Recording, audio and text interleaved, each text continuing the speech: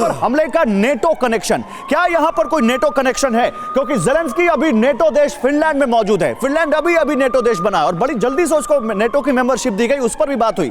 लेकिन ज़ेलेंस्की का नेटो देश में मौजूद होना और उसी वक्त मॉस्को में क्रेमलिन पर अटैक होना, क्या कोई कनेक्शन है? देखिए, ज़ेलेंस्की को फिनलैंड से कई वॉर प्लेन्स भी मिले हैं। ज़ेलेंस्की सरप्राइज देते हुए फिनलैंड पहुंच गए। कोई उनके पहले से प्रोग्राम को नहीं बताया गया था, कोई अनाउंस प्रोग्राम नहीं था, कोई शेड्यूल नहीं था, एक सरप्राइज विजिट थी। ज़ेलेंस्की पहुंचे वहां पर फिनलैंड, नॉर्डिक कंट्रीज के साथ उनकी मीटिंग बताई गई, लेकिन उसके बावजूद इस अटैक ने कई सवाल खड़े कर दिए हैं। पुतिन पर हमले से पहले ज़ेलेंस्की फिनलैंड पहुंच गए। ज़ेलेंस्की ने कहा अब युद्ध और आक्रामक होगा, यानी ज़ेलेंस्की क्या कोई मैसेज दे रहे हैं? कुछ सवाल है। क्या क्रेमलिन पर हमला सोची समझी साजिश है? क्या अब ज़ेलेंस्की पर भी कोई जानलेवा हमला होने वाला है? क्या नेटो देश अब ज़ेलेंस्की को सुरक्षा देंगे और क्या ज़ेलेंस्की को किसी नेटो कंट्री में असाइलम लेना पड़ेगा?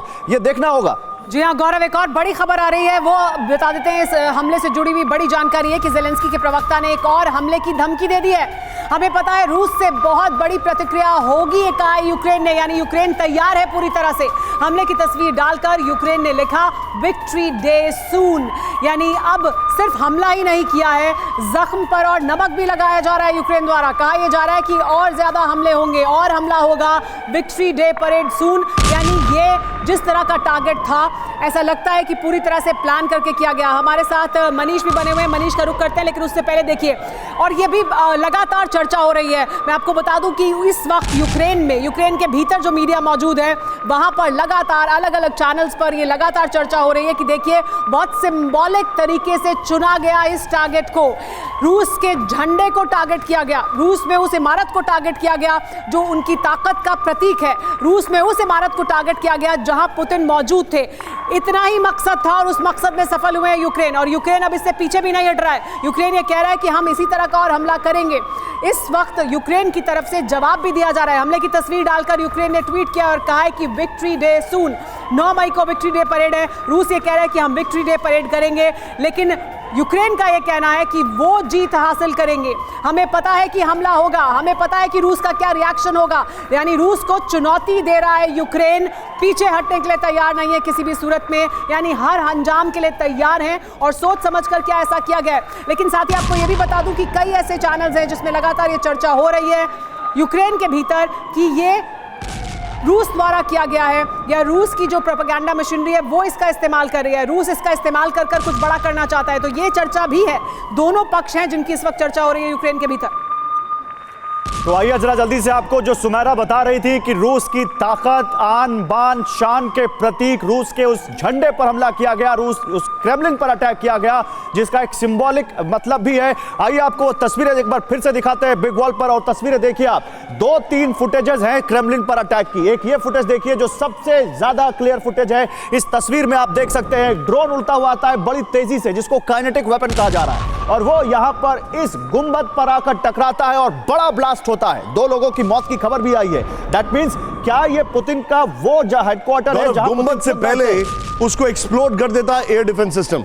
बिल्कुल, तो एयर डिफेंस सिस्टम अगर यहां पर एक्सप्लोड कर रहा है निशान, तो यहां तक एक पहुंचना ही ड्रोन का एक बहुत बड़ा सवाल है। एग्जैक्टली। क्रेमलिन की प्रॉक्सिमिटी में ये ड्रोन एंटर कैसे करता है, वहां तक पहुंचता कैसे है, और ये सबसे बड़ा सवाल है कि क्या ये ड्रोन बिल्कुल क्रेमलिन के आसपास से उड़ाया गया और वहां से ये दागा गया। गौरव, मनीष से एक क्विक रिएक्शन। मनीष, आप जो बता रहे हैं आर्मी हाई अलर्ट पर है, आप बता रहे हैं कुछ बड़ा होगा, पुतिन का असैसिनेशन अटेम्प्ट है, क्या पुतिन इसको फुल स्केल वॉर डिक्लेयर करने वाले हैं, या फिर वो सीधे सीधे कीव को टारगेट करेंगे अगले कुछ घंटों में? ऐसे क्या इंडिकेशंस हैं? नोबडी नोज दिस स्ट्रैटेजी, लेकिन मैं इंडिकेशंस जानना चाह रहा हूं, ग्राउंड पर क्या दिख रहा है?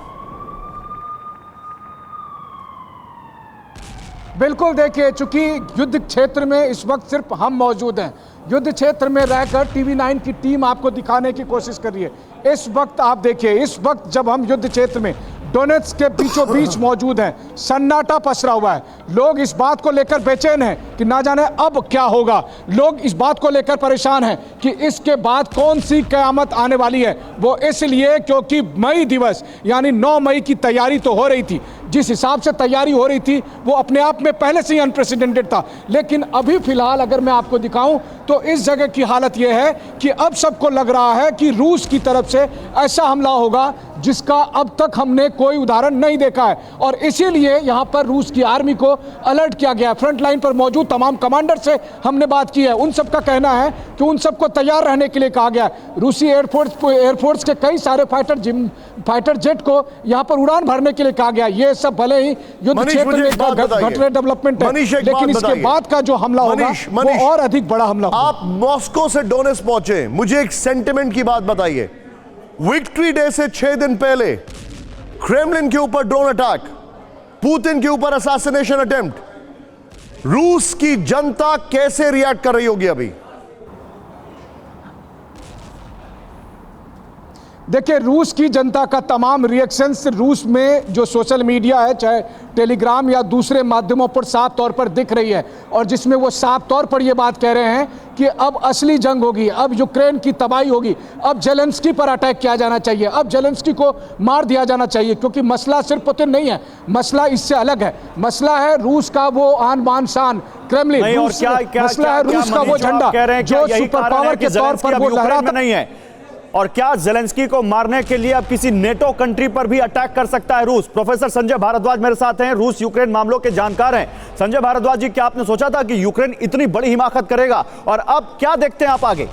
देखिए, 2-3 बात साफ है। पहली बात की लड़ाई जो हुई नाटो के मेंबरशिप को लेके हुई, तो निश्चित रूप से नाटो कहीं ना कहीं प्रत्यक्ष या अप्रत्यक्ष रूप से इन्वॉल्व है। लेकिन 2-3 बातें और साफ हो रही है। अभी तक जो लड़ाई रूस और यूक्रेन में दिख रही थी, मुझे लग रहा है जेलेंस्की और पुतिन में लड़ाई ज़्यादा बड़ी है। अभी तक पुतिन जेलेंस्की पे अटैक कर रहे थे, अब पहली बार डायरेक्टली जेलेंस्की ने पुतिन को क्रेमलिन में अटैक किया है। तो ये एक बहुत बड़ा एक इंडिकेशन है कि ये जो, और मुझे लगता है कि जो अटैक अब जो होगा, अब एक बड़ा एक और दूसरी बात ये हो रही है कि रूस ने यूक्रेन पे अटैक किया अभी तक बड़े, अब यूक्रेन रूस पर अटैक कर रहा है। जो पिछले ट्रेंड्स 2-3 महीने में जो देखने को मिल रहा है,